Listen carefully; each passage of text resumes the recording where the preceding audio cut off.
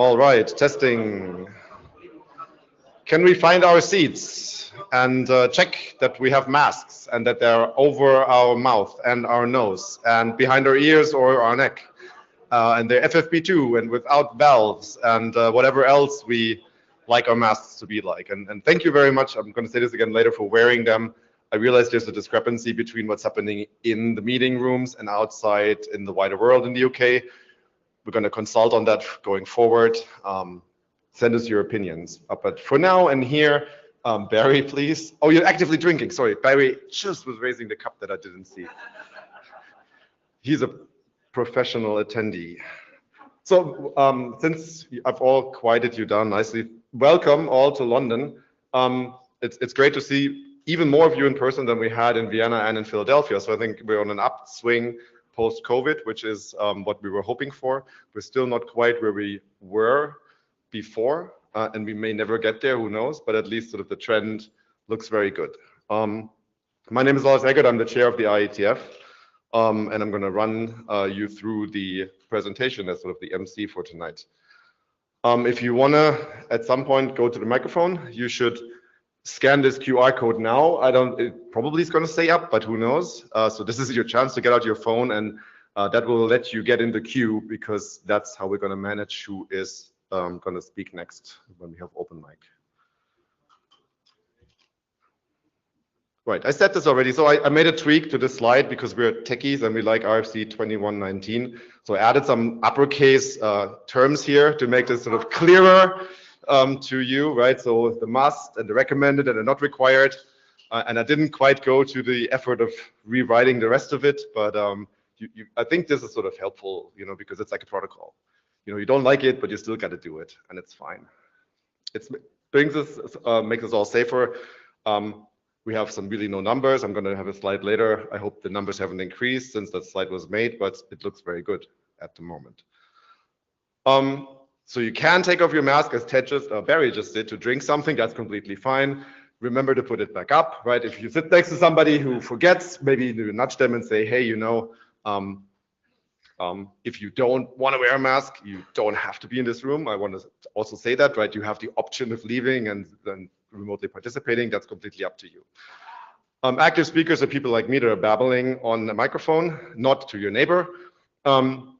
So you may also take off your mask, and it's helpful because it makes the audio a little bit clearer, especially for the remote attendees. And we don't, you know, decided not to recognize any exemptions. And you got to wear a good mask. That's the other option. Right. Enough about masks. The Notewell is an eye chart that you've all seen many times by now. So anything you say here or elsewhere is a contribution to the IETF that comes with certain obligations. Be aware that you know what they are before you start contributing. And that's all I'm going to say here. We also have some sort of code of conduct obligations on you that I think are pretty clear. If they're not, go read them up. If you're online, welcome. If you decide to sort of, well, if you're online, you were joined with your audio being muted and your video off. And if you want to go to the microphone to ask a question, you need to actively enable your audio. And I'm also going to ask you to enable your video, because it's nice if you have a face with a voice. And if you have a headset and it works well, please use it. It helps. And there's a long URL here with more information. But since you probably participated earlier in the week somewhere, you probably know all this already. We have a slightly fuller agenda than normal because we have a bunch of one-offs that we don't typically do. So we're in the welcome part. Ted Hardy from Cisco, who is hosting this meeting, is going to do a quick presentation. And then we have the usual round of brief updates again from me for the IETF and the IESG, from Mirja Kühlewind for the IAB, from Colin Perkins for the IRTF, from Rich Sauls for the NomCom, for the IETF LLC, which is split between Jay Daly, the executive director, and Jason Livingood, who is the director of the board, chair of the board. We have a one-off, which is the RSCE introduction. Alexis Rossi is going to say hi. I have decided I'm going to start pronouncing RSCE as risky. And I'm just going to keep doing that until everybody else does the same, or I stop. Either one of those two are possibilities. But this acronym is, I mean, I wish we would find something with like another vowel in there somewhere. Right. We have a preview for IETF 116. We're going to Yokohama. That got a great round of applause in Philadelphia when we announced it. We're all very excited. And one of my key achievements this week, I met a newcomer yesterday at a social who is from Yokohama, or is from Japan at least, and she's going to be my dinner booker. And I told her to pick a nice place that she likes because she's obviously going to come along to like facilitate things, and this is creating a win-win situation I'm going to rely on for the entire week. So I don't think she knows what she got herself into, but it's going to work really well for me at least. We have the Jonathan B. Postel Award, which is also a special thing that we don't do all the time. So Andrew Sullivan, the CEO of ISOC, is going to present that to a very deserving individual. And then we have the usual round of open mic. This time the order is IAB, LLC, IESG. There's a bunch of other people here that aren't part of one of the open mics. If you want to ask them questions, my suggestion would be you go in line while they talk. But I also want to caution you that we didn't really budget a whole lot of time for Q&A for other slots. So I might cut you and tell you to take it to the mailing list or somewhere else. Warren is saying something I can't understand. Might cut you off. Might, no. You're so brutal. Right, thank you to Cisco, our meeting host for this meeting.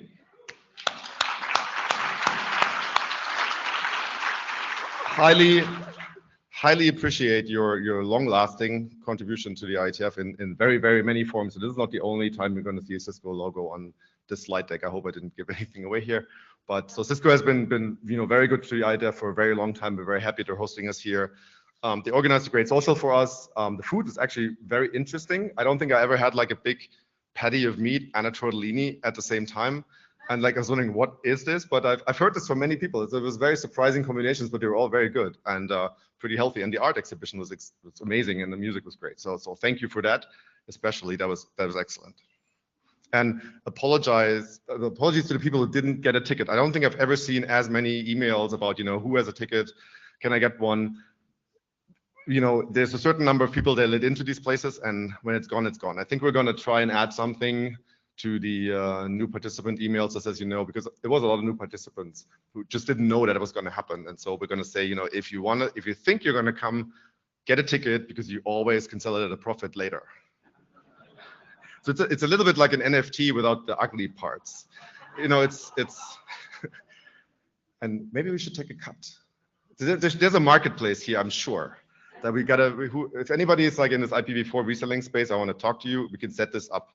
This is going to make us a lot of money. Lee Berkeley is going to be happy. Oh yeah, she's already happy.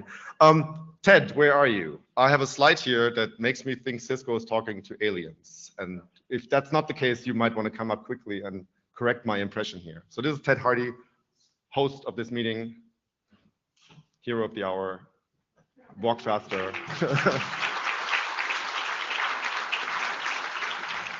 So thank you very much, Lars. I will have to correct you that I am not the host of the meeting. Cisco is. It was not my money that got you into the Victoria and Albert last night. I also have to say a quick thank you to Stephanie and Paige, who did all the work to make that incredible, to get us the Hallyu exhibit and that wonderful food. So thank you to them.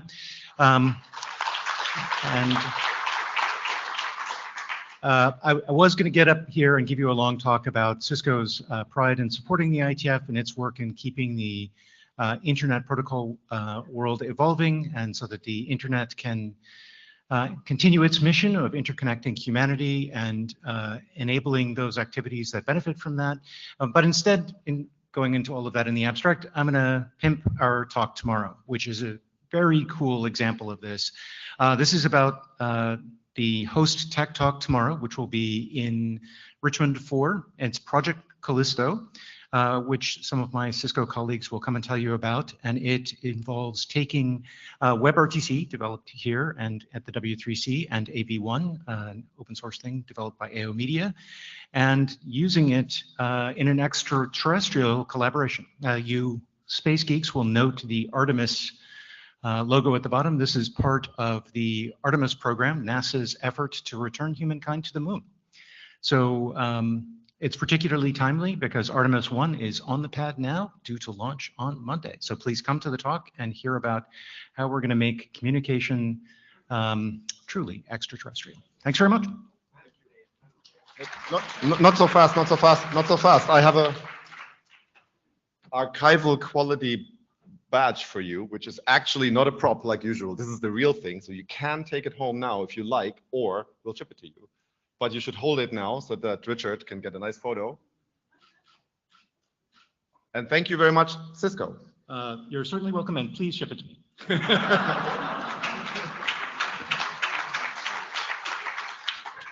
Yeah, that's what I expected. So I'm going to go to this. This looks really interesting. I'm still not sure you're going to talk to aliens or not, but I guess we'll all find out tomorrow.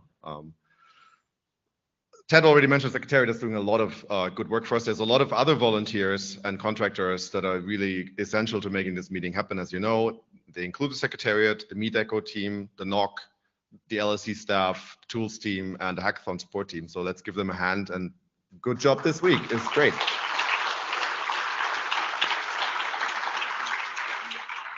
Right, which brings me to the slides that I normally do on autopilot, except I changed them, so I'm going to need to pay attention, which is the report from the chair and the IESG. We're going to go through some participant stats, as usual, the pie diagram, talk about COVID cases at the IETF, what the plan is for future meetings, experiments we're currently running, and a bunch of other stuff that is in the written report that we announced yesterday, I want to say. So it's in, Amy's nodding at me, so good.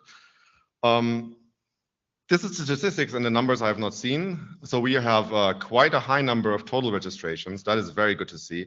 We also have a quite high number of on-site participation. This is more than double of Vienna, and I think we're probably at least a third over Philadelphia.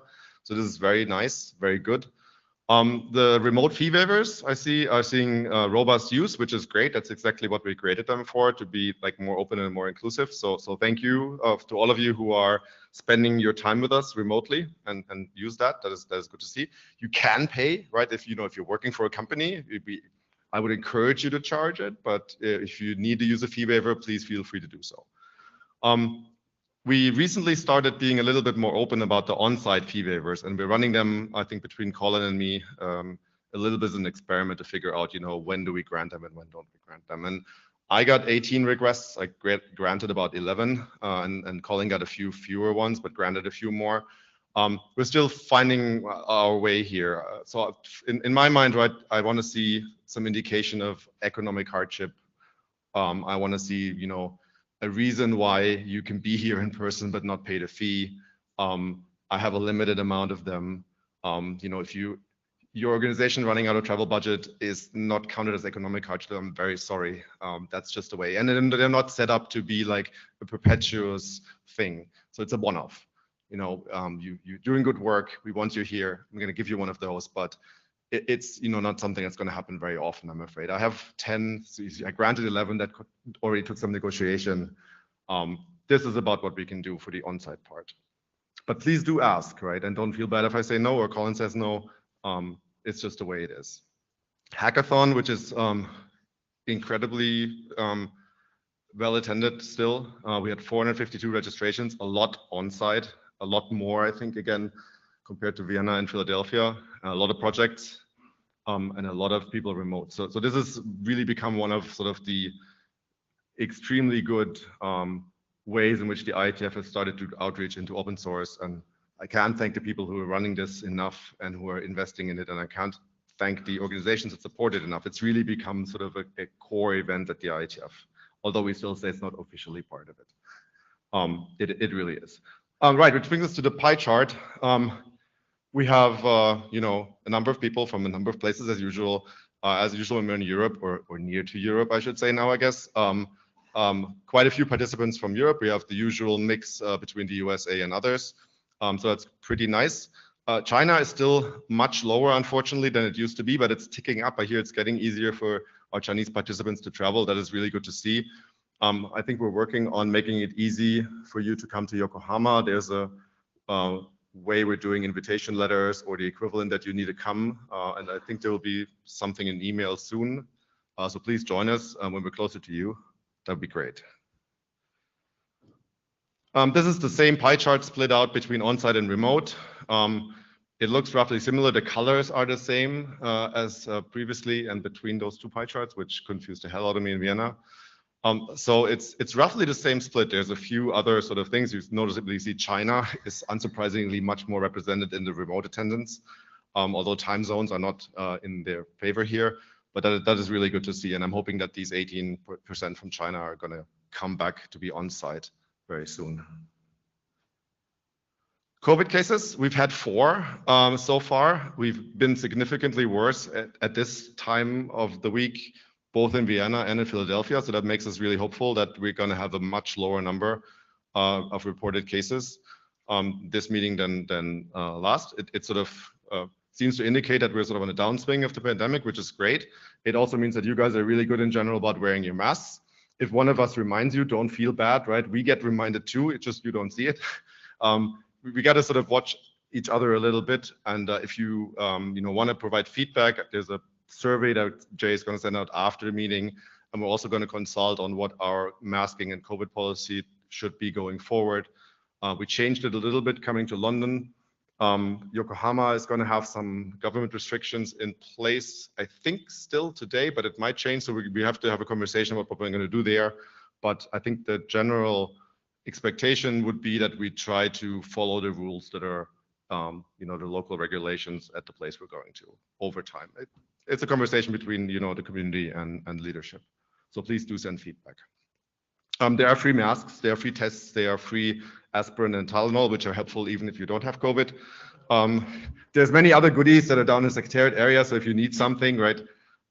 So this whole, I don't have a mask, it doesn't really cut it because they're everywhere and you can just grab one. So please do. And there's free tests, right? And if you do test positive, we do ask that you isolate and email the Secretariat. There's a support email at the bottom. They'll take care of you, so you don't need to worry about anything. Just, please be in your room for a bit and they'll tell you what we want you to do. Experiments, we have not a lot. There's the RFC 8989 NomCom eligibility experiment that we chartered the LG working group for, which is trying to sort of define new eligibility criteria for the NomCom, because the old eligibility criteria before the experiment restricted themselves to only counting people that were here in person. And since we had a bunch of meetings where nobody was in person, that wouldn't really have worked if we wanted to have people on the NomCom. This now is charted to sort of come up with a permanent replacement of whatever the RFC was that RFC 8989 is an experiment on. And the expectation is that that would sort of, they met just before this, it would finish hopefully reasonably soon, like in the next weeks or months at the very latest. We had 4 ISG announcements. You got them on IETF announced if you subscribed. If not, I encourage you to subscribe to it. We had 0 appeals, which is a nice thing. We did an ISG statement. Warren wants to clap. Good job, ISG, and good job, community.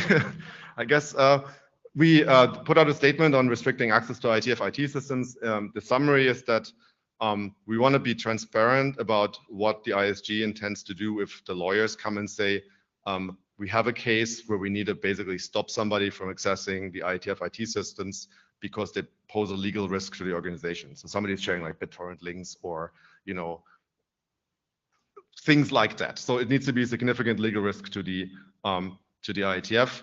And the LLC is sort of the home for that, but the LLC decided that the ISG should really be the one that's putting out the guidance here because it obviously impacts the standards process. And so we put out a statement and we basically had this policy of what we're trying to do and how we're going to communicate it. And the intent is, this will never be used until the lawyers come and say you really have to, otherwise it's going to be bad.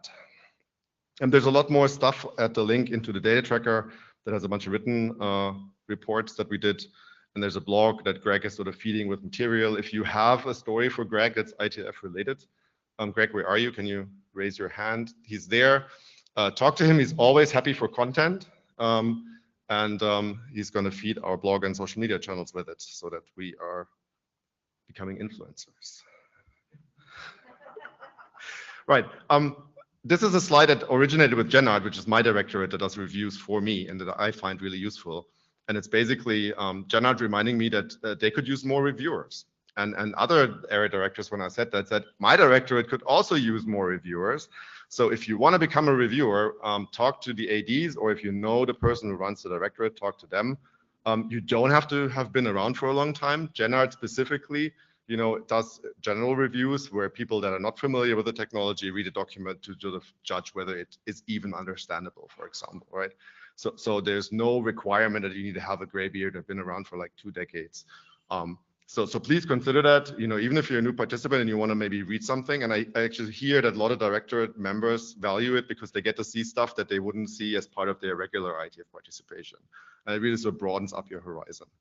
And there's some new directorates, so we're going to need some reviewers and members for those too. The one thing I want to mention is you can actually in the data tracker, which we use for managing the reviews, say that, you know, I want to have, you know, 1 assignment a quarter or a week, or, you know, I'm going to be on vacation for 3 months here, so don't give me anything. So you can basically tell us or tell the system what your load is, and that'll be taken into account. And there's no hard feelings if you now need to go away for a bit because of day job or other reasons. So please do consider this.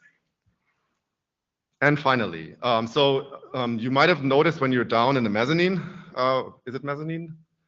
There's some kids there, and that's because we have daycare. Again, we had it in Vienna and we had it in Philadelphia. So we are planning to provide childcare at all the 2023 meetings, and I hear probably going forward, if the community likes it, and it seems so, based on what I heard, and sort of I'm putting this here now because, you know, bringing kids to a trip takes some planning. So you can plan on this now. Like if you want to bring your kids to Yokohama, there's going to be childcare there. I think the aspiration is that it will be in English at least, and not just in Japanese. I see some careful nodding.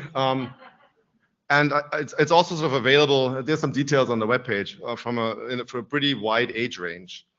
So if you have kids and it would make it easier for you to attend, please do take advantage of this. We have D&I, diversity and inclusion money, that is specifically given to the IETF to provide services like this. So you using it is not going to cost us anything additionally. It's there for using it. That's why we provide it, because we want to be able for people to come to us. I'm going to try and plan to use it in Yokohama, but we'll see how that goes because airfares are expensive. And that brings us to Miriam and the IAB and her slides. I see you. Thank you. Show's yours. Yeah, and I will be very quick. I only have 2 slides because there's more exciting stuff on the agenda, but I still wanted to come up here to show you my face, especially those people who might not know me. So here I am. And as I'm here, I'm presenting you 2 boring slides.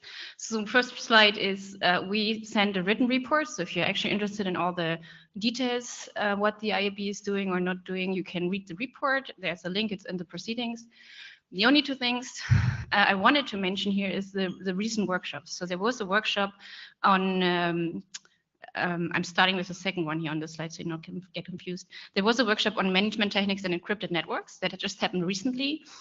You can find all the papers, all the slides and the recordings online, and there's a report to be written very soon, hopefully. And then there's a workshop coming up very soon, first week of December. You just missed the deadline, I think it was Monday.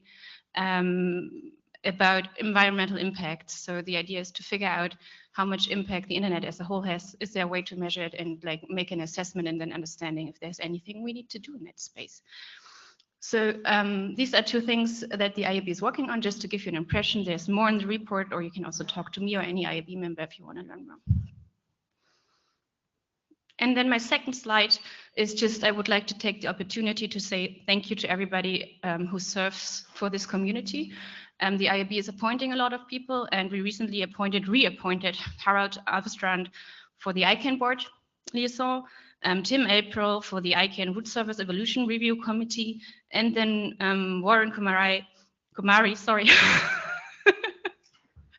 Such a nice flow, is stepping in as a new liaison manager. And like, I want to thank you, but like, you have to prove that you're doing good work there. But Alison Mencken has been around for many years, so I really want to thank her for their service. She's just stepped down after many years. She asked us to step down. Okay, and then usually I also take this opportunity to tell you about open calls and things we need from you, but there's nothing on right now. But please keep your eyes open. The next thing that will be on our agenda is to appoint somebody for the ISOC Board of Trustees. So please keep your eyes open about the call for feedback for the candidates there. Thank you. Thank you, Miriam. And while Colin makes its way up to the stage, I'll point out the IAB is obviously going to be on stage later for open mic, and you can ask questions about anything that Miriam talked about or anything else IAB related. And Colin's going to talk a lot about things that start with A and have the NR letters next to them. All right, thank you, Lars. I'm Colin Perkins. I'm the IRTF chair. It's very good to be back. It's been a few years since I've been here, and I have to say this room seems a lot bigger than it does on Meet Echo. One of the things we organize in the IRTF is the Applied Networking Research Prize. This is designed to reward the best recent results in applied networking research. It's designed to reward interesting new research ideas that might be relevant to this community and to the internet going forward. It's designed to reward upcoming people and interesting people who may not otherwise be able to come to these events and who we think may be making an interesting contribution to the development of internet-related research. We made 3 awards earlier today. I'm very pleased to announce that the awards for those who missed the IRTF open meeting this morning went to Gautam Akiwate for a talk on and some work on the risks of domain hijacking due to registrar practices. They went to Corinne Kaff for her ethnographic work looking at the organizational culture of the IETF. And they went to Daniel Wagner for his work on DDoS attack detection and mitigation. If you missed the talks, the recordings are on the IETF YouTube channel. The slides and the links to the papers for the awards are on the IRTF webpage. They were 3 absolutely fantastic talks, so if you missed them this morning, I would very much encourage you to go and watch those talks. The Applied Networking Research Prize relies on your nominations. The nominations for the awards next year are open now. The nomination deadline is the 18th of November, at the end of next week. So if you're aware of any interesting applied networking research, any people who should be deserving of an award, please do nominate them. And we're accepting both third-party nominations where you nominate someone else and first-party nominations where you nominate your own work. So if you know of any good work, please do nominate. Final thing I have to say, we are very pleased to offer travel grants for the IRTF to bring people from underrepresented groups to the IETF meetings and the co-located IRTF sessions. Very great thanks to our sponsors for the travel grants, to Akamai, to Comcast, to Cloudflare, and to Netflix for providing that support. We've got a number of people here this time. I've spoken to several of them. If I haven't had a chance to speak to you, please come find me. I think this is a very valuable program. Please do consider making use of it. And if you are interested in sponsoring these awards so we can bring more people, please do get in touch. Thank you. And with that, I guess we pass over to Rich. Yes, we're handing over to Rich, who's making his way to the stage. As you know, the NomCom is in full swing at the moment. They're doing interviews this week and meeting candidates and community members to gather feedback. So if you haven't had a chance to send your feedback to the NomCom, I will tell you now that you could do so immediately if you want when you're bored here. And Rich is going to tell you a lot more about it. Thanks. Which is the page down, next page button? Cursor right. Cursor right. Okay, hi. We did start late for a variety of circumstances. We think we'll end on time. And that came at the expense of pretty much every step of the process. Previously, you had like 6 weeks to do the questionnaire. This time it was 2.14, right, 15 days. We're doing the interviews this week as much as possible, AMAP. As Laura said, get your feedback in. If you go to the NomCom page, you'll see a link about it. or come see me. I'm happy to take in-person feedback and let your name be known or not, as you prefer. We've had instances of both. So the ISG asked me to, I got a note from them, asking me to talk about some of the technical hiccups that occurred. Wait a minute. Get my good side.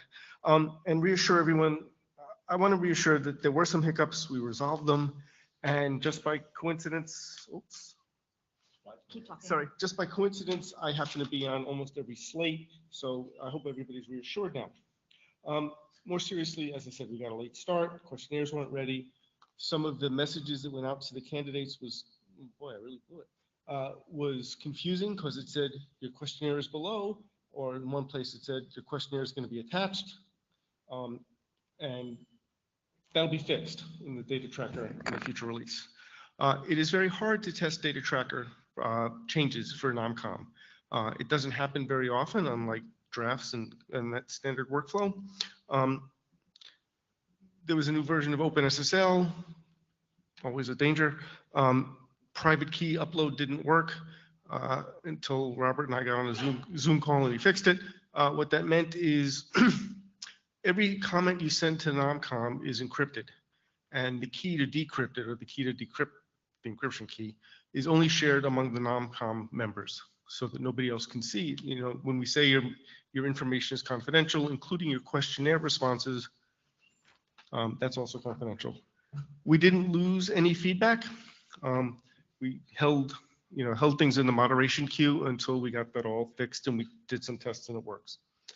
The flow from AMS to the data tracker for the registrations, getting people who had registered and qualified automatically entered. That was a manual process. People may remember I said, oh, we've had like 12 more people or 20 more people who qualified. That's going to now be automatic in the future. There was an appeal when I had to disqualify someone. That added some delay to the process. All this will be in the report that you can not read at the end of the next meeting. It was reasonable to make the appeal. That also took some time. We did have a backup plan and so on. There's ambiguities in the RFC that controls the nomination process, 8713. Errata are filed to make sure all of those things are cleared up in the future. Some implications of that RFC also weren't well documented, like the repeatability of process, the format by which the names come out, the verifiability of the voting volunteers. We did end up with a verified process that at least 3 people verified, and so on. I sent out several mails to candidates warning them about the deadline. I was told that some people never got the mails because they have a filter that ignores their names on BCC. I don't think that's my fault. I did also send out announce mails to IETF announce, warning people about the deadlines, and got a couple messages saying, why are you sending this spam to all of the IETF? So I guess you can't win.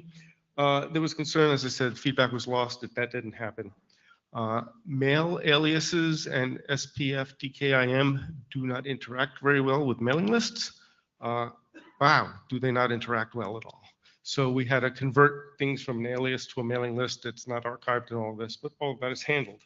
Now back to the thing I really wanted to say, which is thanks to the people, Robert, Glenn, Jenny, and so on. Glenn from AMSL. Could not do the job without them. They're amazing and they're full of energy and like, do you need this now? Do you need this today? Do you need this tomorrow? The voting volunteers, well, never mind the analogy. People are really very dedicated. We had meetings where we went through the questionnaires. We had video meetings, where we went through the list of questions we would ask all the nominees. Lots of points were seriously considered, and there was very reasoned discussion from across the voting volunteers, and they are doing a really excellent job. Listening to the interviews, I try to sit on as many as I can. The discussions there and the interviews are very thoughtful. The candidates, for the most part, are giving very thoughtful answers. And finally, the whole IETF community, having been on the losing end of things multiple times, I know that one of the things the nominating committee takes very seriously is community feedback. So please give us community feedback. Thank you.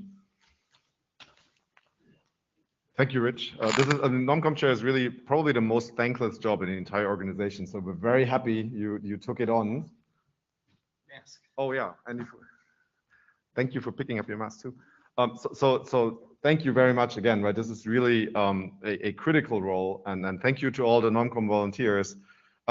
Can I actually, sort of those of you who are in the room who are on the NomCom as voting members, could you like stand up and wave your hand so that everybody who doesn't know you already by face can recognize you in the hallway and you can directly talk to them if you want to. So there's one person back here, there's a lot of them.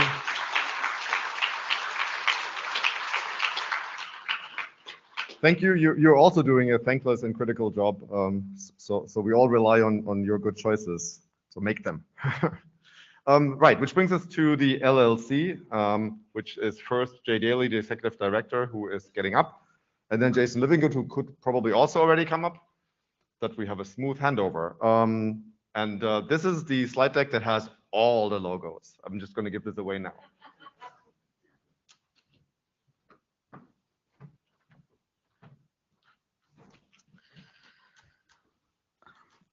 Hello, so I'm Jay Daly, I'm the IETF Executive Director, or the Mask Police, as I think many of you have come across for the last few days. Thank you for cooperating, and thank you also to all of those people who have come up thanking me for doing that. We have a lot of people who are really quite very strongly in favour of this, so that's worked out quite well. So first of all, thank you again to our IETF 115 host, Cisco. They stepped in at the last minute for this one. They were very, very helpful. They let us organise so many of things, and altogether, I think they provided us with a fantastic meeting and an excellent social event. So thank you very much, Cisco.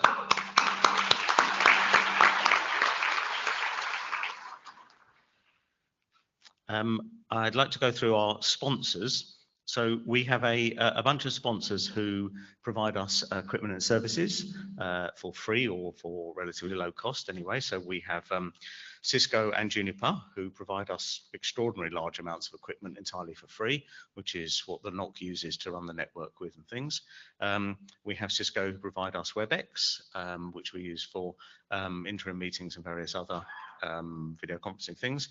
Cloudflare, we are part of their Galileo program, and each time we ask Cloudflare, can we have another service for free? Cloudflare say thank you, but yes, of course, and give us another service for free. So that's going very nicely. Scout APM is a monitoring service that we use for our for database performance and for our application performance. And somebody will have to tell me what Sentry does for us, because I wasn't expecting that. But thank you very much, Sentry. So thank you very much to those sponsors. And also onto our Gold, Diversity and Inclusion sponsors. We'll do the thanks to all of the sponsors at the end of this bit. So for Diversity and Inclusion, as you know, that pays for our fee waivers, that pays for our childcare and various other things. So at the Gold level, which is a large amount of money, thank you, we have Akamai, Cisco and Huawei. Then for our Gold Sustainability sponsor now, we have Oracle, which is very helpful. You may be aware we've now been through a process to discuss how we measure our carbon emissions from meetings and to look at what forms of offsets we might do. The plan is that for the meetings next year, we'll be hopefully engaged in some form of offset scheme, so that we'll be doing what we can, well, what we can actually means not traveling, but we'll be doing anything that we can to mitigate the effect of traveling in that way. So we're aiming for that. And then thank you to our other sponsors. We have our silver sponsor for running code, that's Meta, who have just joined us. We signed that 2 days ago. That was excellent. Thank you very much, Meta. And then the bronze sponsors for diversity inclusion. You can see how organizations are picking their alignment with us, which is excellent. Comcast, ICANN, Identity Digital and VeriSign. And then we have the bronze running code sponsor as well, ICANN. So thank you very much to all of our sponsors that have made this meeting possible. Thank you.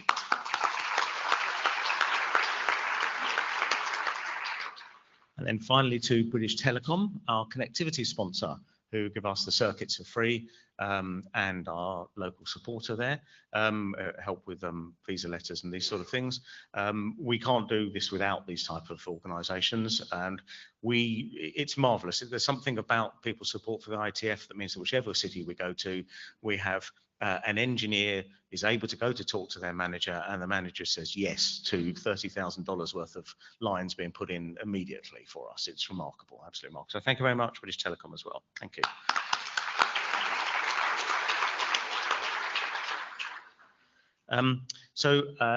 I'll go through the volunteers a little bit more. So we had a code sprint on Saturday, and the volunteers are here from those who participated. Thank you. We have a bunch of volunteers from the NOC, and as you may have heard me mention before, those are supported by their employers, and their employers give us considerable amount of their time to help with the NOC, and it's fantastic. It makes a big difference. Here we have a problem as we're setting up the network, and Joe Clark from Cisco is on the phone to a senior engineer who talks to another engineer, and the people in the running the hotel IT, drop dead from surprise because they've never seen that before. So it's very, very useful to us. Works very well. So thank you very much to those volunteers. There's always a lot of clapping in my bit. Okay, so then we move on to the entire hardworking team. So we have the secretariat, number of people here from the secretariat. We have the NOC line speed employees, the ones who come and put the stuffs up for us and things. We have the Meet Echo team, of course, who I mean, I don't know if you know, but Simon from Meet Echo came a couple of days late because he was still finishing his class that he teaches at university. Meet Echo is an incredible organisation. I'm glad we work with them. On the tool side, we have our 3 people from Painless Security who work with us, and then on the LLC, of course, we have the staff alongside me. So thank you very much to all of the people that are employed here as part of this whole team to make this work for us. Thank you.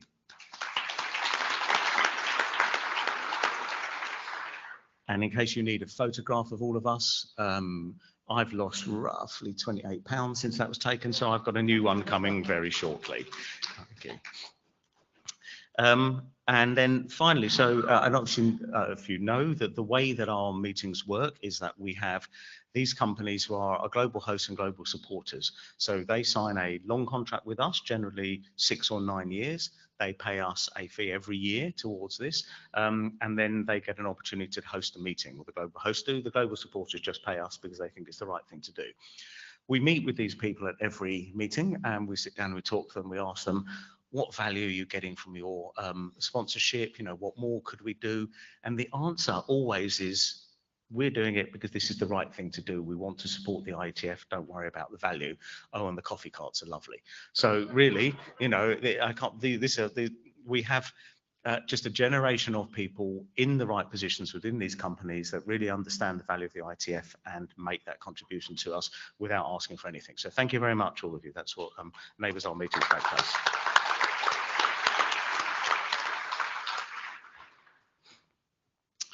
So IETF 116 will be in Yokohama. That's hosted by WIDE. They will come and do a little presentation about that, so I won't talk much about that. Future meetings, locations and venues. So as you've seen, we have now announced 122 Bangkok just yesterday. So we have, I think on that list, we have Vancouver, Bangkok and Madrid that have all been rescheduled from COVID times. We are with 119 close to something there, we think, and we'll be able to announce that quite soon. That's an exciting one coming up.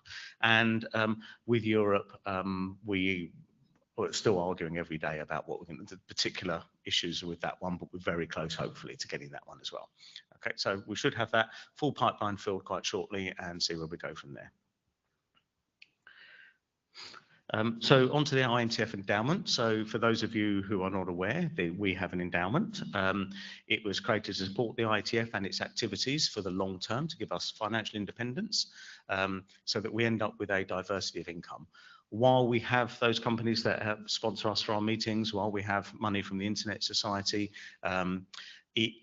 all of this, it relies on 2 or 3 small markets, comparative globally. The domain name side from Internet Society, equipment manufacturer and services operators. So we're looking to diversify income by receiving as much money as we can, and having that as an investment enables us to continue throughout whatever may happen in the ups and downs coming.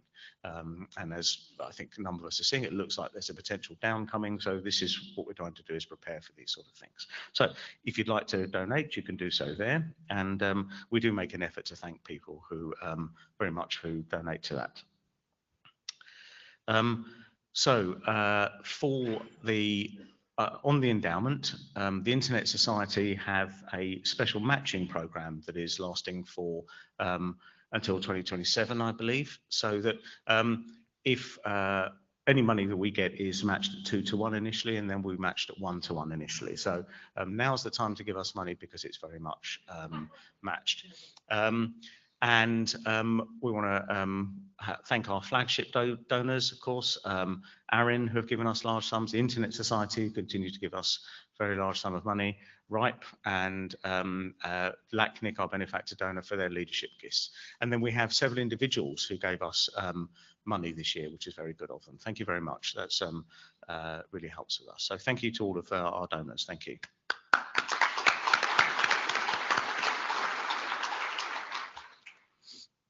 And then over to Jason. All right, thank you, everybody. Jason Lovingood for the IETF LLC board. Let's get started. These are the current serving board members. Maya sends her regrets. She is home with 2 sick children, which is never fun. So we wish her and her kids the best. And the NomCom this year will be seeking to replace Peter, who is term limited.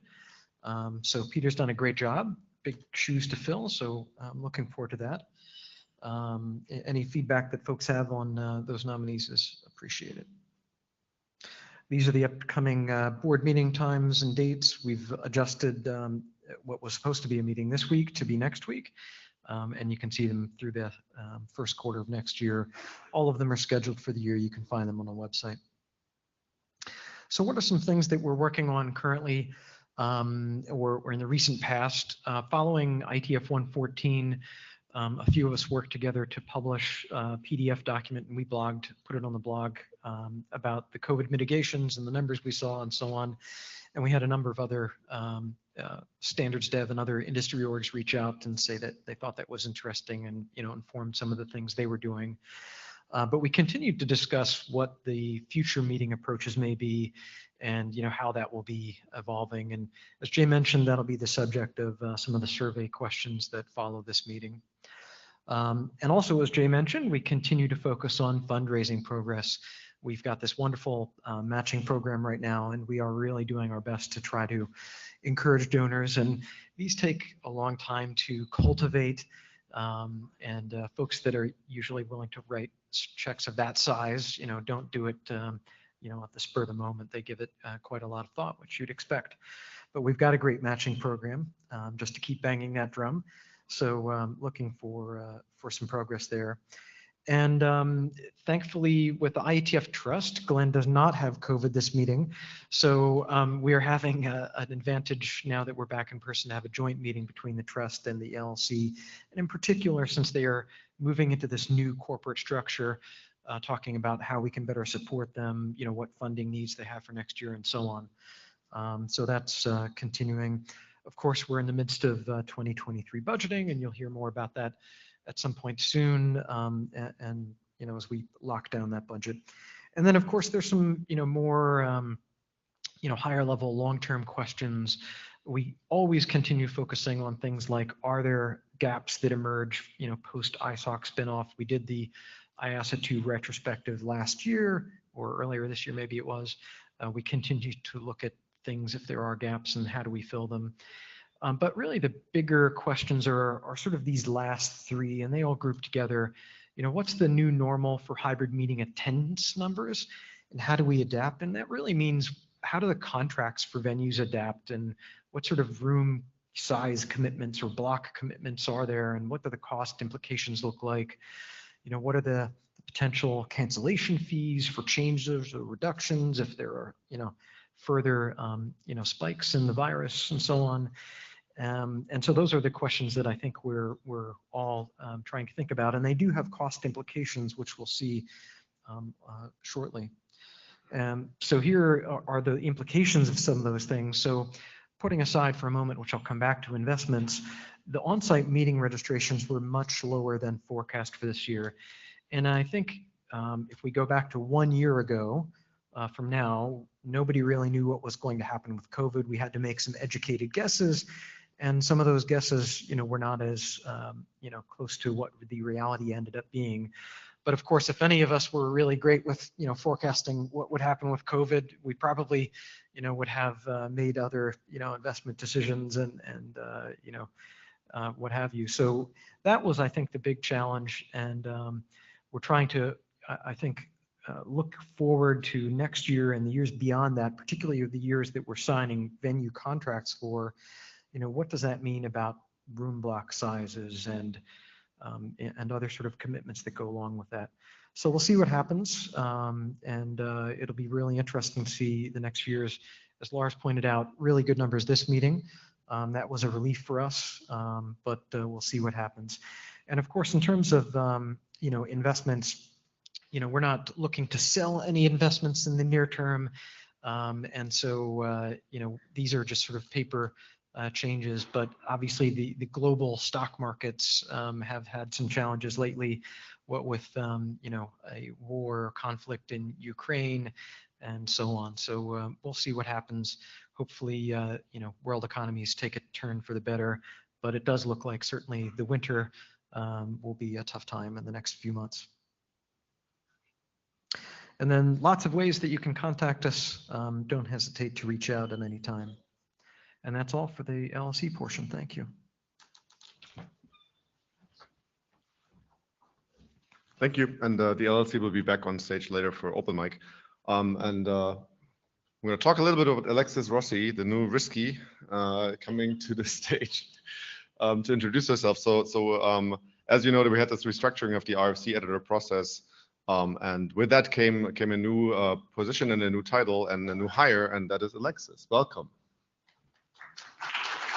Hi, everybody. I'm really loving this Risky thing because it goes very well, Risky Rossi. And I think everyone else is going to have to live up to that after me. Were you as risky as the Risky Rossi? Let's try to say that 3 times fast. So I thought I would say just a little bit about my background and who I am so you can kind of get to know me. I started out as a cookbook editor way back in the day, and then fell in love with the internet and joined a place called Clarinet back in 1996. That was one of the first news aggregators on the net, old enough that it was still being published in Usenet news groups. And then eventually kind of worked my way through a couple of other things and ended up at the Internet Archive, which is a digital library nonprofit that you can get to at archive.org. And the thing that most people know them for is the Wayback Machine. So at the archive, I've been there for about 20 years, and I'm still there in a part-time capacity.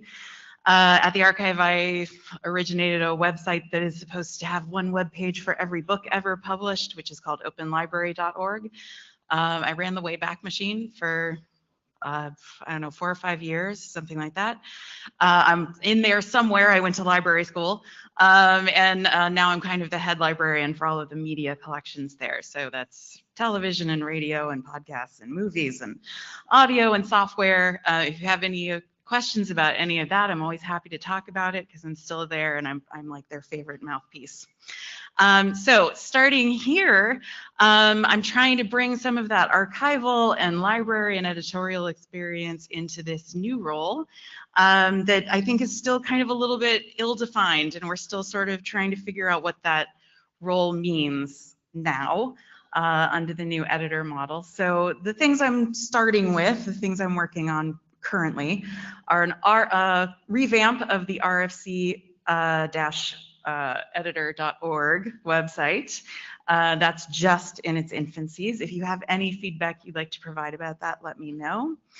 I have sent out a document to a small number of people, and that will be continuing as we go through the research phase, and you'll be asked for more input. Also, working on our archival agreements, making sure that there are full copies of the RFCs that you all work so hard on in other institutions, and that's something that we do for archival safekeeping, and getting a couple more of those set up. So basically, that's where we are right now, and I've only been doing this for about 2 months, and I would really love to hear from you. So I'm going to have some office hours tomorrow from 1 to 3:30 at the RPC desk down by registration. Come by, say hello, talk to me about any of the things I just said, ask me questions about anything you want, give me information, help me get acclimated here. I am still only about 60% on the acronyms at this point. So it's nice to meet all of you, and I hope to speak to every single one of you eventually. All right, thanks.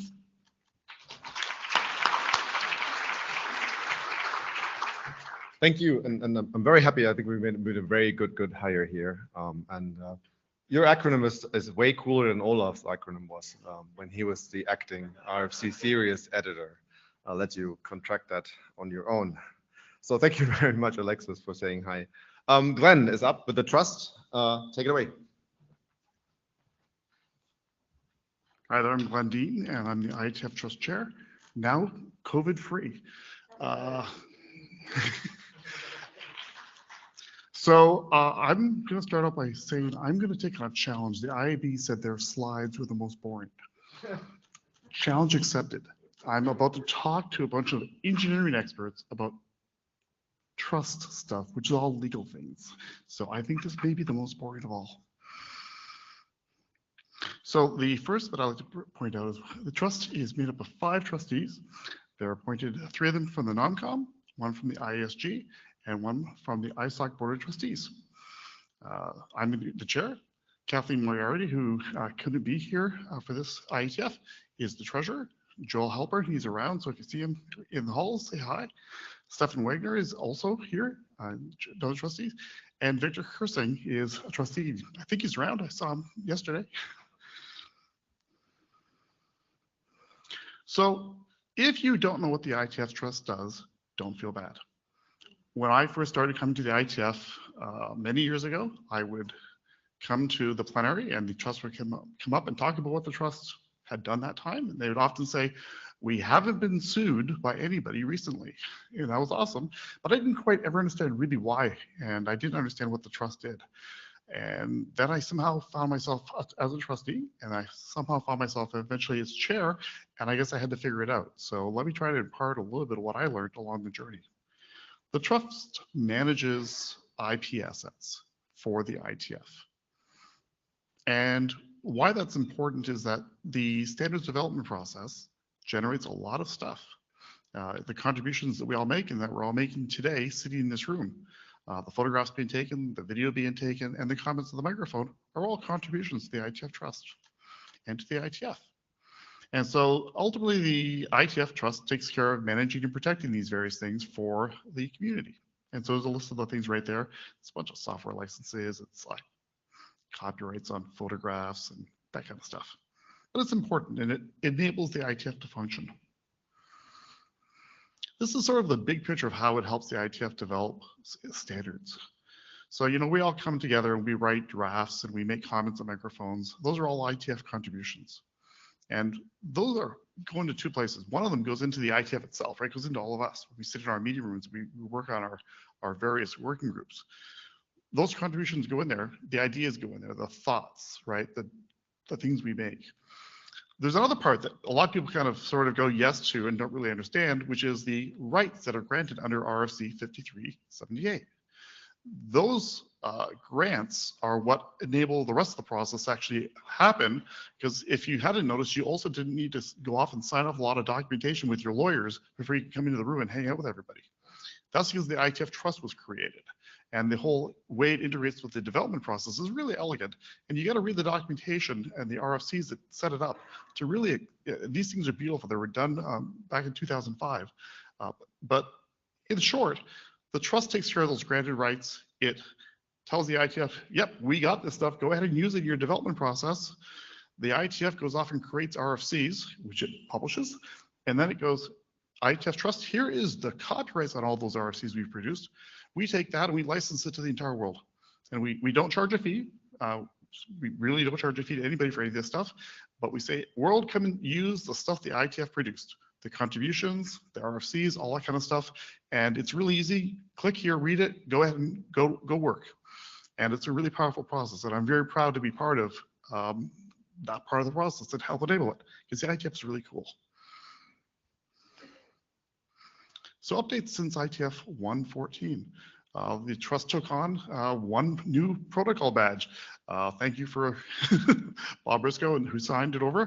The L4S protocol badge is part of the stuff we now protect, and it's available on the IETF's protocols badge page. You can take and show your support for L4S. We've had a change in our legal representation. Thank you, Biddle Law, for the many years you've served the IETF Trust, and you continue to serve the rest of the IETF. Thank you, Brad and Vigdis in particular. They really helped during the ASTA 2 transition to handle updating the trust documents. And a lot of the software licenses, or sorry, not software licenses, but the copyright licenses and all the stuff that you used for these things like protocol badges, Vigdis wrote. So thank you. And we now have a new representation. Andy Updegrove from Gessimer Updegrove will be representing the trusts as our lawyer going forward. There's a couple other things here. Let me jump in. We had a report where there was an error in the trust FAQs on our website. And so we took that in, we took a look at it, and gosh, they were right. What had happened was at some point, 2 RFC references had got swapped, and it would be way too hard to explain which one went where. So what we simply did was we put up an FAQ update on our announcement page, and it has both text, and you can go there and see which one got swapped out for the other one. So I skip that page. Oh, okay. One of the things we've been doing is restructuring the IETF Trust from a Virginia trust over into a not-for-profit corporation. This has largely been done because there's been some problems emerge in the trusts operating. One of the big problems was that insurance that we have to carry on our trustees, because if you're a trustee, you carry a lot of personal liability because you literally are signing up to have great legal responsibility for these assets. You carry a lot of legal liability around you, and so we carry insurance on everybody. The trouble is we can't increase that amount of insurance. The marketplace is very difficult for trusts to get insurance. And so after some analysis, we said, well, one way to solve that is to convert trustees from trustees to directors on a board of a corporation. They're both not-for-profits. The trust is currently, the new one will be too. But this is a huge problem. And a lot of people have said, I won't be a trustee because of that liability. And a lot of trustees worry about this. That's work that's continuing to 2023. I'll show you another slide where we're at right now. If you want to find out more information about this stuff and the consultation process we went through, it was about a 2-month thing we did earlier this year. You go to the trustee website and there's videos and stuff like that, and you can see the whole thing play out at discussions and how we worked through and thought through the process. One update, when we did that process, we had been told by the state of Delaware that they were totally cool with us calling the new corporation the IETF Trust, which we thought, okay, it's a trust, that's going to be a corporation. That can be a little confusing. That's why we asked permission up front. When we actually went and filed the articles of incorporation, they came back and said, what? That's crazy. You can't have a corporation. It's a trust. Those are 2 different things. So we went, oh, okay. Well, we did ask you, but all right. So we've chosen a new name. It's actually called the IETF, Intellectual Property Management Corporation. I tried to just call it, IETF IP, but people thought there might be a little confusion with IETF IP and IP. I don't know. Maybe we could have called it V next. I don't know. Anyhow, so that's the name. But the way we're going to thread this needle is we're going to take we have taken the name IETF Trust and blended them back into the bylaws and the other materials around the corporation. And so what's going to really happen is that we as the community can continue calling us the IETF Trust. The documentation we have will refer to it, and even a corporate article material will refer to it. It says the IETF Trust, also known as this other thing. So we're never really going to call it this name amongst flight company. We're always going to be the trust. So this is where we're at in the process. We did the community consultation back between May and July. We decided to proceed forward. We filed the paperwork to go off and do it. That was done just after ITF 114. So the next thing that's happening right now is we're finalizing this corporate spinning up. We're dealing with things like, hey, you can't call yourself the IETF Trust Corporation because that's too confusing. But we're hopeful that's going to get done very soon. And right after that, what we're going to do next is apply for the IRS 501c3 status, which, if you're familiar with IRS tax law, which is an awesome thing to play, hang around in, that gets us our not-for-profit status. Once that is approved, the next things all are going to happen in parallel. We're going to take the assets from the old thing, give them the new thing, and say, job well done. If you would like to hear more about this fascinating topic, tomorrow from 1 to 2 p.m. down in GMT1, come and talk to me. And there'll be some other trustees hanging out there. We'd love to hear from you and chat and discuss what's been going on. I will leave up finding GMT1 up to you. I had to find it the other day for a meeting. It's a challenge. So that's a little bit of fun. I don't know how to get, you'll find us. And finally, if you want to find us, just contact us. There's 2 ways here. Send us email or visit the website and it'll tell you how to get a hold of us. Thank you. Thank you, Glenn. And I will point out that if you remember this overview slide, it had the arrow going from the trust to the planet.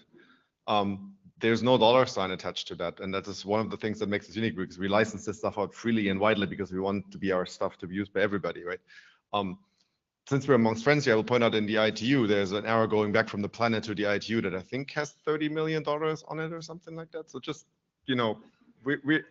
if you wonder why Jay is asking for money, that's one of the reasons, because we don't have that arrow from the planet coming our way quite as boldly as some other organizations do. Right, which brings us to the IETF 116 preview in Yokohama. Is Asai-san or Nakamura-san here and wants to say something? I see somebody running over there. Thank you very much for making us go there again. It's one of my favorite places to come back to.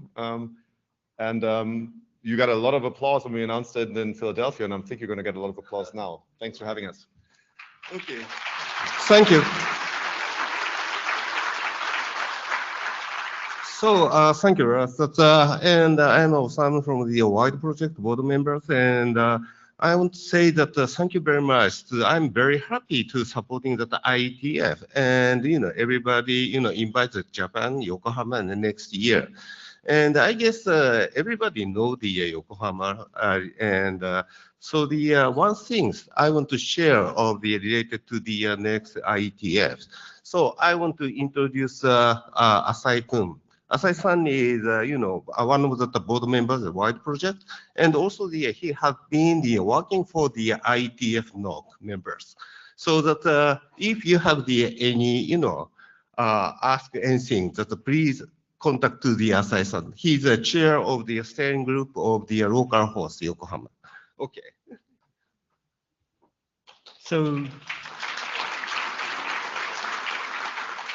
So good afternoon, everybody. I'm Hirochika Asai. Call me Panda. I think everybody call me Panda in the NOC, IETF NOC.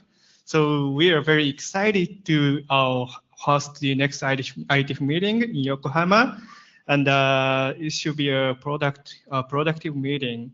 So we're gonna do our best in the Yokohama meeting. So the Yokohama meeting will be held from the 25th March the next year.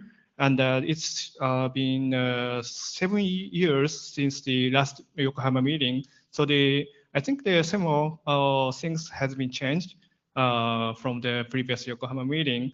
So but the meeting venue will be the new Pacifico Conference Hall that is called the Pacifico North.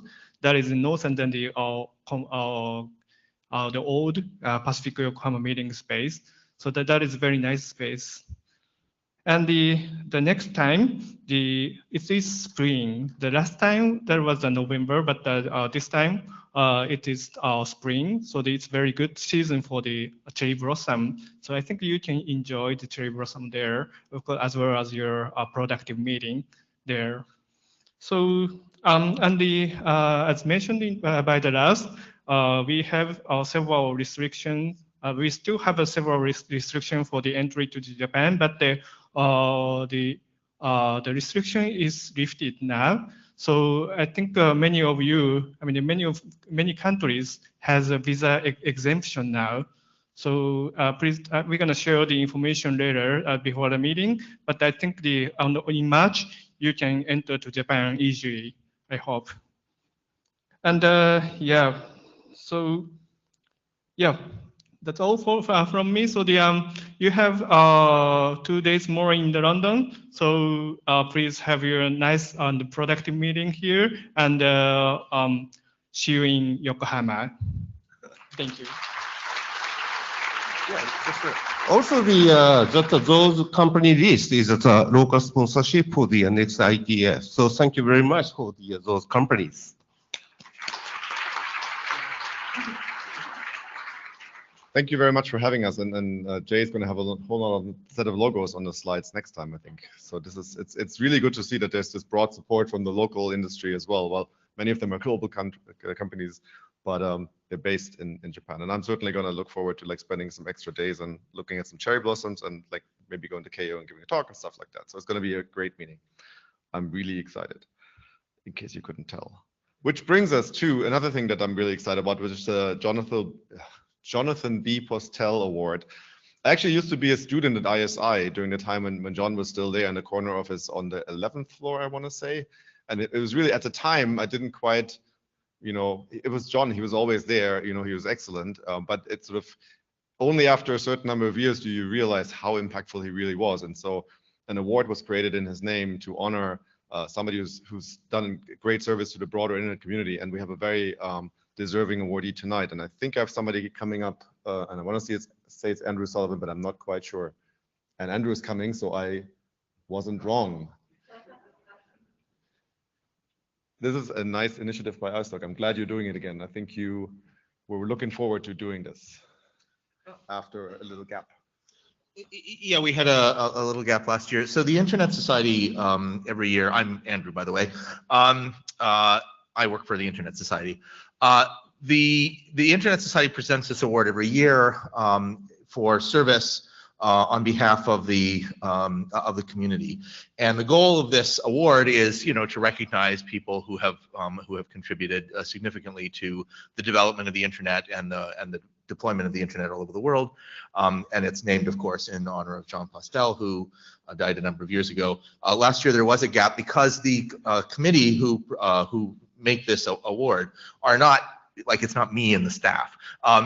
Instead, it's a committee of volunteers who are prior awardees of this, and there was some development of additional well-expressed criteria, and then every year they will use those criteria to award to make this award. This year, I am very pleased to present this award to George Sadowski, who is here with us tonight. George has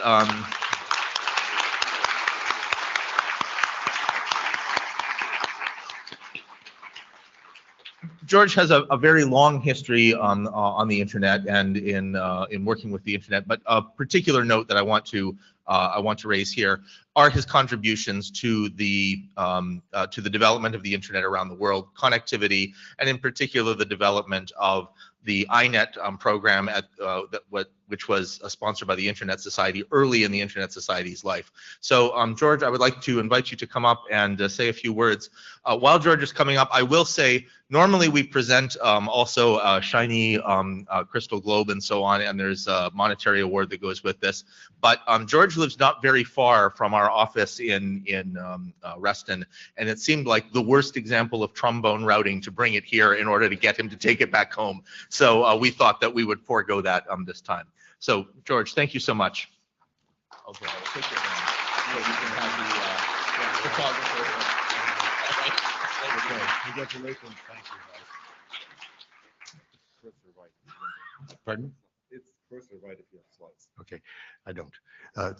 Thank you very much. I'm really honored by this award, and even the more so that I was chosen on the basis of my relationship with my peers and their assessment of contributions.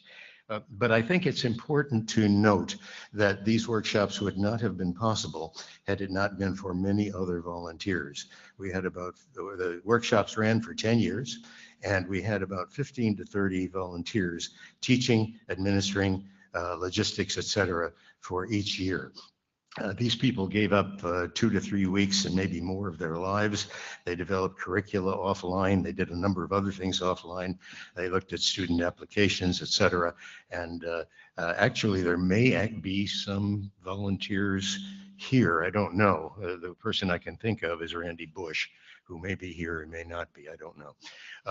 Just as a historical note, it's worth remembering that in 1992, when the first workshop was being conducted, Randy was running connectivity to several African countries through 64 kb leased lines that terminated in his bedroom in Portland, Oregon, and then were connected to the internet. That was the state of affairs, and one of the tracks we taught was how to connect your country to the internet. And one of the ways which was used was a protocol which I'm sure doesn't exist anymore, SLIP, which allowed dial-up connections to the internet. This was the situation we were faced with, and that was a time when digital bits went over analog lines and owned by telephone companies, which is a situation which is totally reversed today. So those people deserve a lot of credit. So why did we do this? We didn't conceptualize it quite at this time, like this at the time, but I think several of us, Randy for sure, I also, had experience with working in developing countries and doing technology transfer.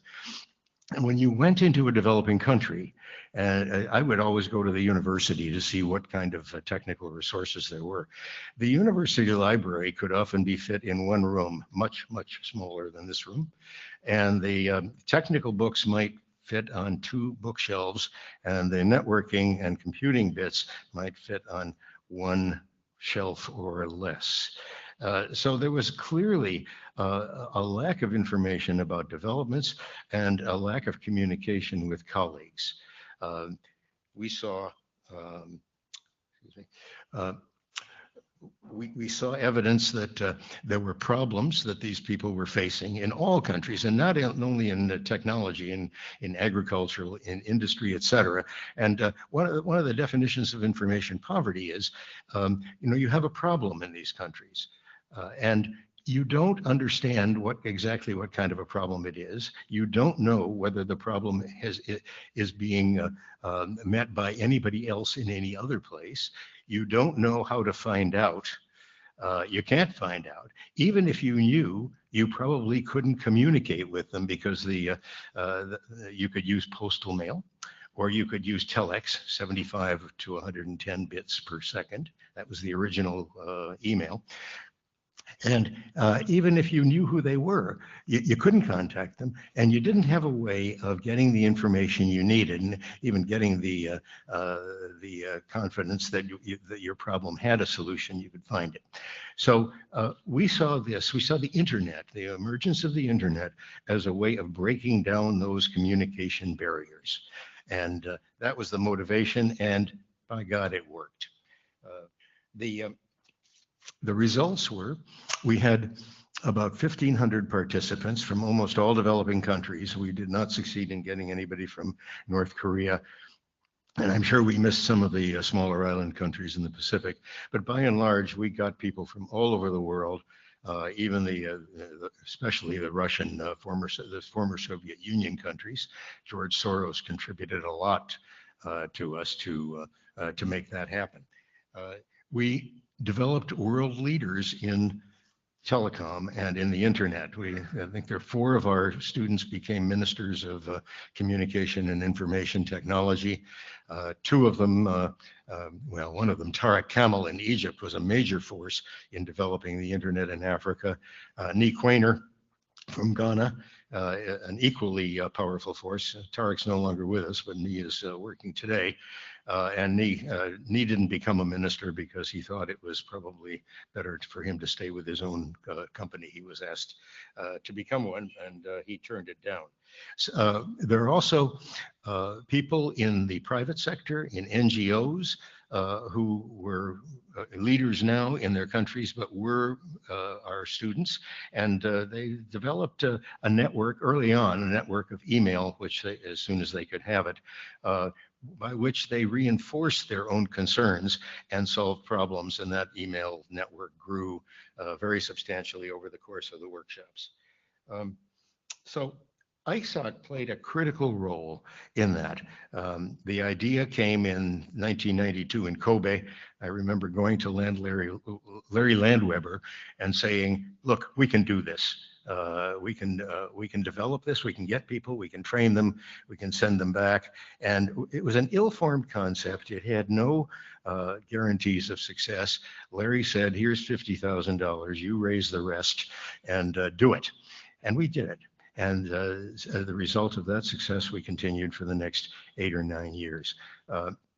The Internet Society quickly took the program under its own aegis and provided the support and the encouragement and the backing that was required for us to continue. In 1992, there was almost no place that you could go in the world to get formal training in Internet if you were in a developing country. We phased out the workshops in 2001 when there had been enough critical mass formed in the regions and in a lot of the countries so that they were no longer necessary. So this was one of the more important things that I've done in my life, I think, and I really am glad I did it. Thank you very much. Thank you. Okay. Thank you, George.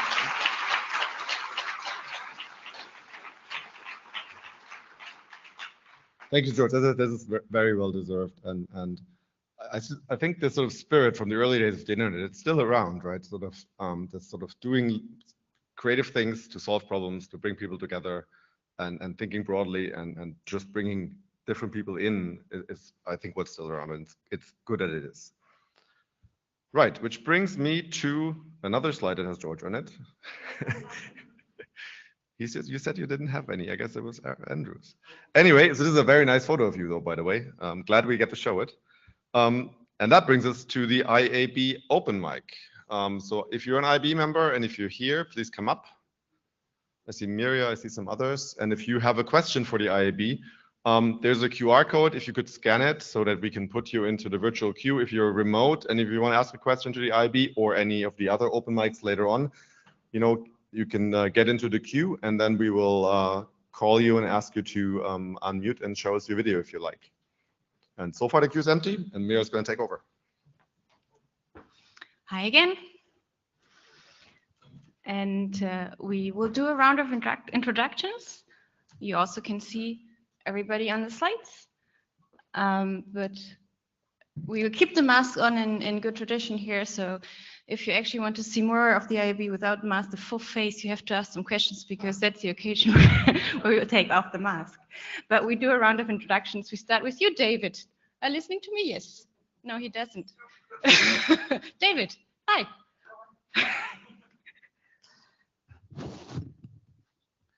David Skenazy, Internet Architecture Enthusiast. Mallory Nuttall.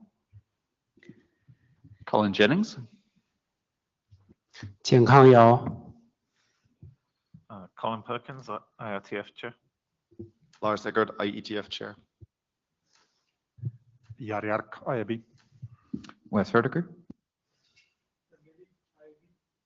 Try again, the mic is not on. Oh, Tremian Lee, IAB. Wu, IAB. And unfortunately, we have, well, we're missing 2 people who are only remote or not only. Glad to have you here, Tommy. Introduce yourself, please. Hello, Tommy Polly, IAB. And Deborah, you want to say something? Oh, she was waving. That's good enough. You can Deborah also keep Burgard. the video on if you want to. Deborah Burgard. Great to have you both here joining us remotely. Okay, now it's your chance for questions. Oh, wait, Pete, there. Hi all, Pete Resnick.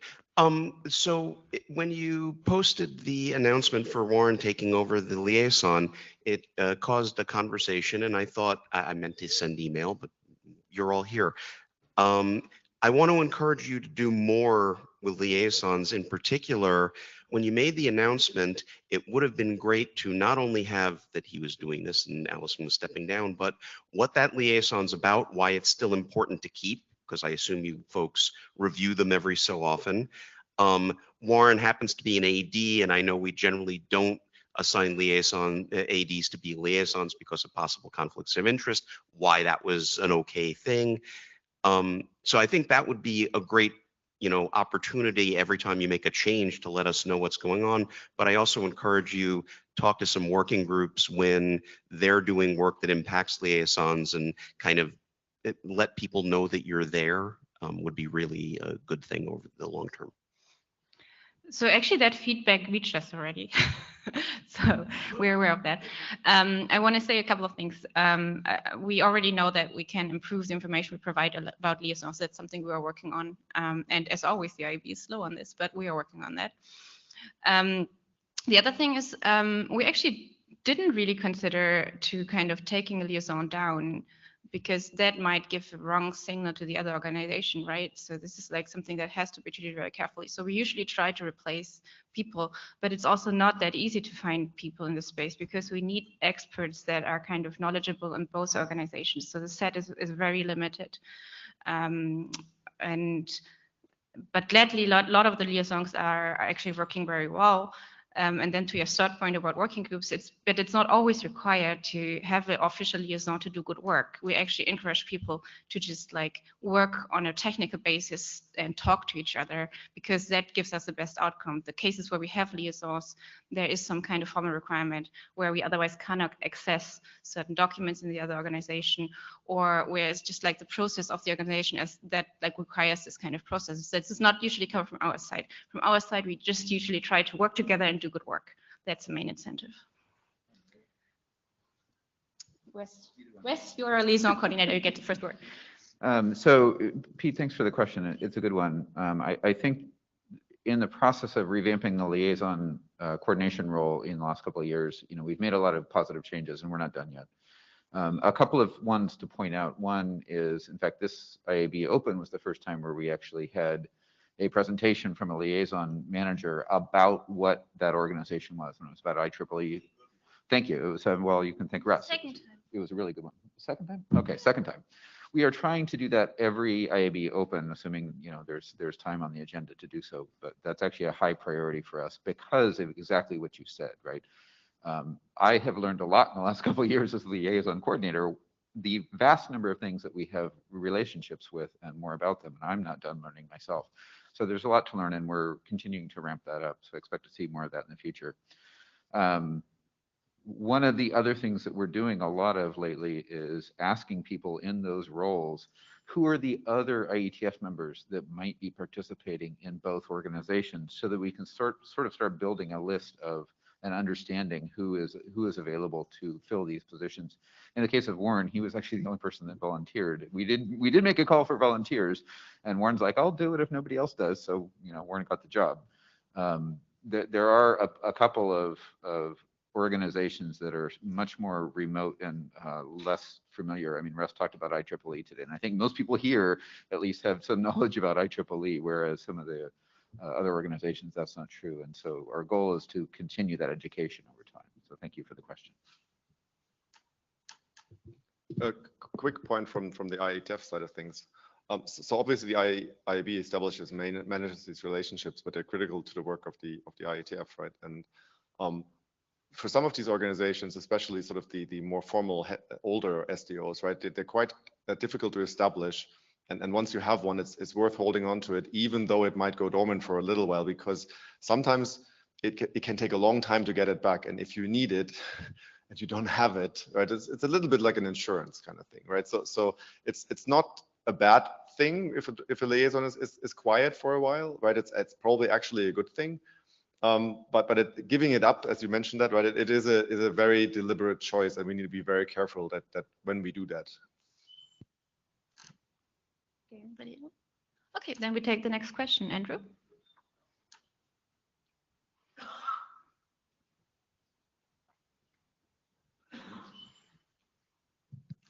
Why, thank you. Andrew Campling. I think it was really, it was great to see the recent M10 workshop. Although I could politely say it's nearly 9 years after the publication of RFCES 7258. So great to see it, but maybe could have been done quite a few years earlier. And I wonder, is there a mechanism for the community to sort of identify things where the IAB could help get ahead of the curve in considering sort of big, significant architecture issues to give direction rather sort of than sort of catching up? What can we do to help with that? Thank you. I mean, join the IAB. No. So I think that the one tool that we use, like actually there are multiple tools that we use to engage with the community, but the one that is like the most predominant is that we have these IAB programs, which we try to set up on topics where we think like a discussion with the IAB is needed. But I also have to admit that what the IAB is driving also depends a little bit on the members on the IAB, of course, and we are trying to, or like the NomCom is actually doing a great job trying to cover broad expertise on the IAB, but that always influences on where we're focusing on because we also just have limited capacity, of course. So I'm not sure that answers your question, but there are more people here? Yeah, so one way is to send us email, and there's some recent examples like this environmental impacts workshop that we're now setting up for next month. That actually came about through several channels. So there was some IAB members who were interested about a topic. We felt that this was important. It was seen as in some parts of the industry as you know, an important issue to solve. But we also got connections from other people outside the IAB, totally different groups who were thinking about this and were proposing a workshop on this topic. So we put our efforts together, and now we are looking forward to a very interesting workshop with 30 or so papers submitted from different angles. So talk to us, and it's not always just about like what I'm interested in right now. I might actually be interested after you explain that this is important for these and these reasons, and then I and other IAB members would get into that. And yeah, we'd like to hear from you. Thank you. So one other quick point is we try and have workshops where we believe that progress can be made. And a lot of times if there's already progress happening in the industry, it doesn't make sense for us to hold something when there's already a lot of other stuff going on. Or there's other times it's often too early that we don't think progress can be made because the technology is not there yet. So getting that timing right has been a struggle. And we've thought about many other workshops that we have not actually put out because it didn't seem like it was the right time or it wasn't going to be a productive conversation. I'm very happy that the last few went off so well. So. Yeah, but I really want to second, please reach out to us, right? Like send us an email, talk to us. We're here.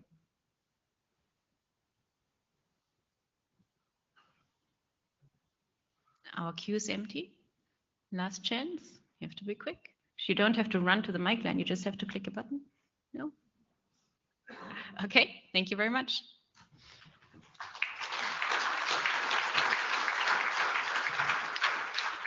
Thank you, IAB. We have the LLC up next, if you would make your way to the stage.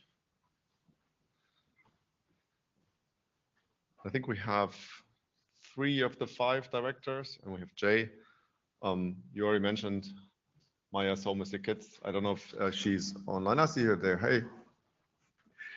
Thank you for making it. This, I hope it's not too difficult, but I'm very sorry you couldn't make it. Right.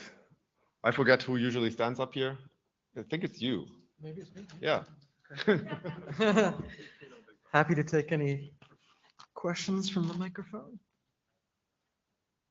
or online. All right, hearing none, I think we're good. All right, thank you. Oh. So I can go make the outgoing. So Jay Daly, Executive Director, Jason Livingood, Chair of the Board, Lars Eggert, Board Member, John Turner, our Treasurer, Maya Andelkovic, who was right there, who's another Director, and Peter Van Rosti couldn't make it, unfortunately. Right, which brings us to the IESG. And this is our photos. Jason did this all wrong. See, I should have stayed up here. And that brings us to the IESG. So if the IESG would please make their way to the stage. And those of you who want to ask questions, make your way into the queue. We have 24 minutes. And Francesca is remote. Hello. Francesca was out for a while on maternity leave. She's back now, 50%, I think. We're very excited that you're back and that you're remotely participating. It seems to be a good window now for you, so that we lined that up perfectly. Thank you, everybody, for picking a time where Francesca can be with us with the video on. Let's start with Martin Duke down here and do a quick round of introductions. Martin Duke, Transport Area. Jahid John Sharkar, Transport Area. Mia Kuhn again, IB Chair. John Scudder, Routing. Murray Kucheravi, Art. Warren Kumari, Ops. Lars Eggert, Gen. Balvautis, Security. Alvaro Ratana, Routing. Andrew Alston, Routing. Eric Vink, Internet. Roman Danilio, Security. Rob Wilson, Ops. Eric Klein, Internet. And Francesca Palombini, Art. Thanks all. And the queues are open and the mics are empty. No? Oh. Yoshiro Yonea, please go ahead. Are you in the room? I think yes, so. I'm here. Ah, hi. Hi, this is Yoshiro Yonea. So my question is, I don't think this is IESG responsible things, but I'd like to hear the mood of this community. So a few days ago, there was a new mailing list announcement that the name of Storytelling AG. So I wonder what kind of story we are collecting for this IETF, especially for the local storytelling. Because as a Yokohama resident, I'd like to talk about something about Yokohama for the next year. But if what kind of story you are willing to know?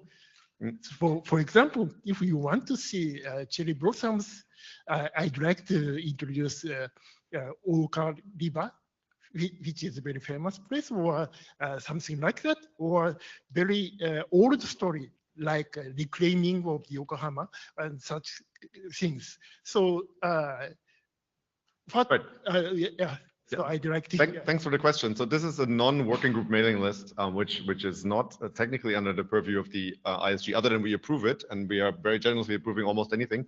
But I think we have a moderator or the initiator of the list slowly walking up to the microphone, so Adrian can tell you exactly what the list is for. Yeah, hi, I'm Adrian Farrell. We asked for this list. This was Ola Johansson and I asked for this list under, I think, Warren's care as sort of supervisor of affiliate groups. The purpose of this type of mailing list is just to bring people together from the community who have a shared interest. So like there's a list for people who go running, God help them.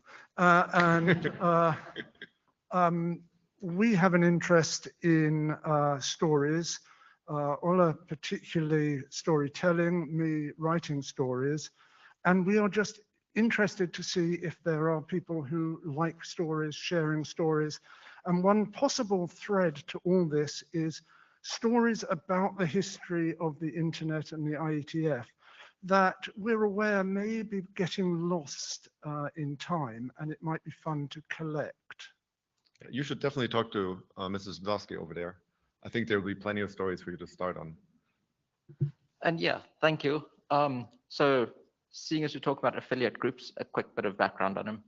We all spend a lot of time together, like a couple of weeks a year. And it seems silly to me that we don't have a way to sort of find other people in the IETF community with shared interests. So that's kind of the purpose of affiliate groups. If you're interested in something, and you think there are other people in the IETF and you want to form sort of a social group or a way to find each other and self-organize, That's the purpose of affiliate groups. They're linked somewhere in Data Tracker. If you search for IETF affiliate groups, you'll find the page. And, we'd like there to be a community of people interested in the topic, and they're really easy to set up. It's basically a mailing list, and then whoever organizes it sort of makes sure that it's doing something and people are being friendly and personable, and that's it. Yeah, I just wanted to thank you, Yoshiro, to come to the mic, because this reminds us that we as a community should be telling stories. Like, we should together have good experience and work as a community. And I think that was your intention of coming to the mic. So thank you for reminding us for that. I'll also point out, reading some of the drafts, I think we often are telling stories. Let's not make the queues full, Warren. Abdul Salam Baryun is remote, I believe. Could you start your video and ask a question, please? Yes. Do you hear me? Yes. Yes. Hello. I have asked a question before regarding the cross layering or the cross area documents. And I'm interested to know how the AD or the director for each area deals with active documents which may become in the future interrelated to other working groups, and how do they between them, how do they work together to make a better standard? As I have seen some new working group is established as let's say computing aware, or let's say a routing protocol is aware of another other protocol or another layer. So there is some cross area issues here. So could you just give me some maybe between or one of you can give me some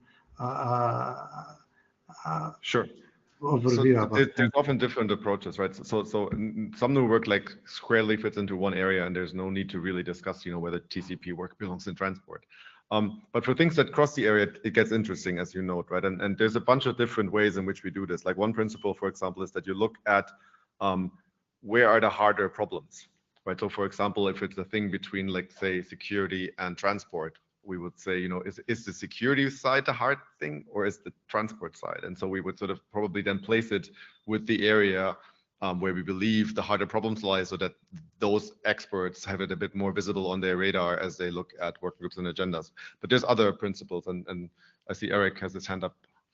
Yeah, basically first notice that the areas are not isolated silos. And guess what? ADs talks to each other. But basically they're also directorates, pretty much that like Yang. Any working group chair can request a Yang directorates review or DNS directorate review, which ensure already some kind of cross-area relationships. And quite often when we spot this, when we talk with chairs, as an AD, I understand that the chairs have some document in my areas, in my working group, say, oh, please request the working group last call to also be sent and forwarded to another working group, and essential some, let's say, cross-area collaboration, or even within an area. So there are multiple ways of doing it. Warren?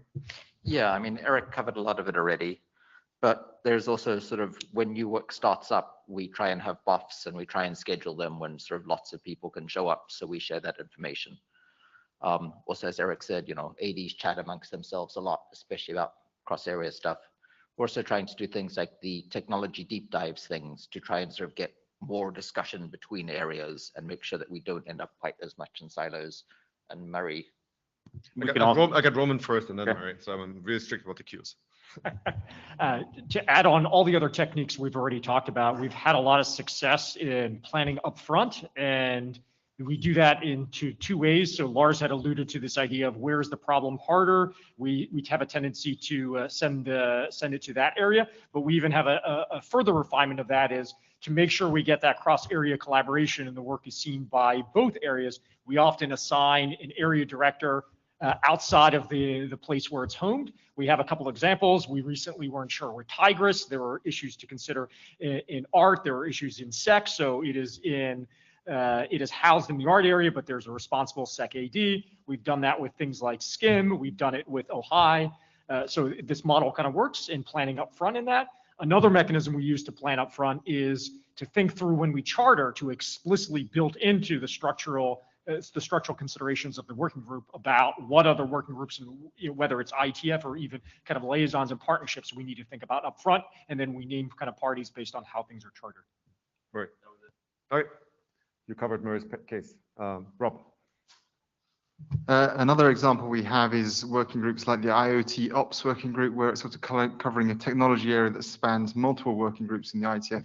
And the purpose of that working group isn't necessarily to produce lots of documents, to act as like a coordination point between the working groups and communication point between the different sort of work that's happening elsewhere.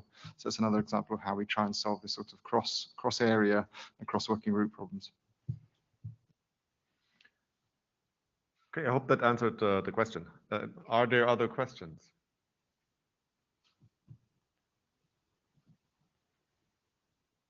Okay, we are 13 minutes early. Thank you very much for spending your evening with us. Enjoy your dinners and see you in the hallways.